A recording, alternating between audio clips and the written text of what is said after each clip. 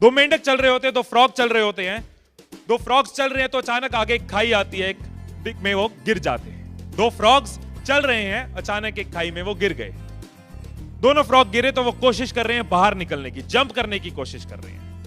पत्थरों के साथ, मिट्टी के साथ रगड़ रहे हैं, कहीं खून निकल रहा है, लेकिन कोशिश कर रहे हैं। ऊपर से 5-6 फ्रॉग, 5-6 मेंढक और आ जाते हैं जो उनको सलाह देनी शुरू कर देते हैं, जो हमारे साथ भी होता है। 5-6 मेंढक और आ जाते हैं, उनको सलाह देनी शुरू कर देते हैं। कहते हैं ये खाई बहुत गहरी है, तो इससे बाहर निकल नहीं पाओगे, कोई फायदा नहीं है, इतनी गंदी, इतनी तपस्या भरी, इतनी दर्द भरी मौत का, इतनी दुख भरी मौत का कोई फायदा नहीं है, आराम से शांति की मौत मर जाओ। एक फ्रॉग उसी वक्त शांत हो जाता है। ऊपर बैठे बड़े बुजुर्ग रिश्तेदार यार कह रहे हैं कोई फायदा नहीं, रुक जाता है, थम जाता है कि आगे नहीं बढ़ना। दूसरा फ्रॉग और जोर से कोशिश करनी शुरू कर देता है। दूसरा मेंढक और जोर से जंप करनी शुरू कर देता है, और रैशेस हो रहे हैं, और खून निकल रहा है, और रगड़े लग रही है, लेकिन वो और जंप कर रहा है। ऊपर बैठे लोग और परेशान। जब किसी की सलाह नहीं मानो तो लोग तो परेशान होते हैं, राइट? वो और परेशान। तुझे समझाया है इतनी दर्द वाली मौत को मत इनवाइट कर, इतनी दर्द वाली मौत को मत बुला, आराम से शांति से मर जा।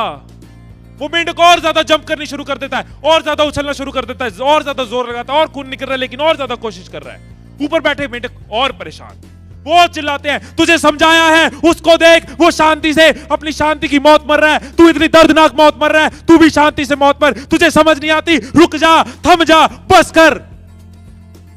वो मेंढक और ज्यादा जंप करता है, और उछलता है, और कूदता है, खून बह रहा है, बहने दो, लेकिन और जंप करता है, और जंप करते करते बाहर आ जाता है। वो मेंढक बाहर आ गया, दूसरा मेंढक नीचे रह गया। अब सबको परेशानी कि इसने हमारी एडवाइस क्यों नहीं मानी, इसने हमारी सलाह क्यों नहीं मानी, ये हमारे हिसाब से क्यों नहीं चला। उसके पास जाते हैं जानने के लिए कैसा क्या था उसके माइंड में। उससे बात करने की कोशिश करते हैं। जब बात करते हैं तो पता चलता है कि जो मेंढक जंप करके बाहर आया वो मेंढक बहरा था, वो सुन नहीं सकता था।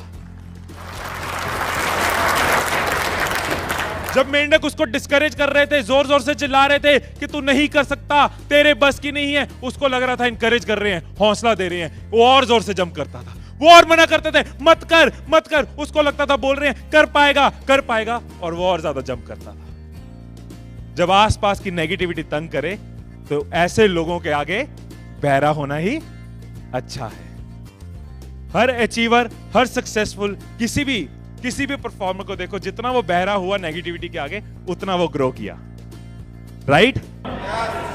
ये चीज हमारे साथ भी होती है। नेगेटिविटी आसपास आएगी, आपको रोकेगी, हालात रोकेंगे, टोकेंगे, लोग डराएंगे, धमकाएंगे, सिचुएशंस इरिटेट करेंगी, फ्रस्ट्रेट करेंगी, कदम बार बार डगमगाएंगे, लेकिन हमें चलते रहना होगा, हमें बढ़ते रहना होगा। People will rate you, people will hate you, people will shake you, people will break you, but it is you who is going to make you, it is you who is going to make you. हर किसी को रोका गया था, हर किसी को रोका गया था। स्टीव जॉब्स को उसकी अपनी कंपनी से निकाल दिया था कि तू एक अच्छा लीडर नहीं है, और उन्होंने निकल के 2 कंपनीज खड़ी कर दी, नेक्स्ट एंड पिक्सल। अगर वो उनके आगे बहरा नहीं होते, उनकी मान लेते तो रुक जाते। लोगों ने कहा लड़कियों के बस की नहीं है बॉक्सिंग करना, और कांगेथाई गांव मणिपुर में से, छोटे से गांव से निकल के मैरी कॉम ने 5 वर्ल्ड चैंपियनशिप जीती, क्योंकि वो लोगों के आगे बहरे हो गए थे, ऐसी नेगेटिविटी के आगे बहरे हो गए थे।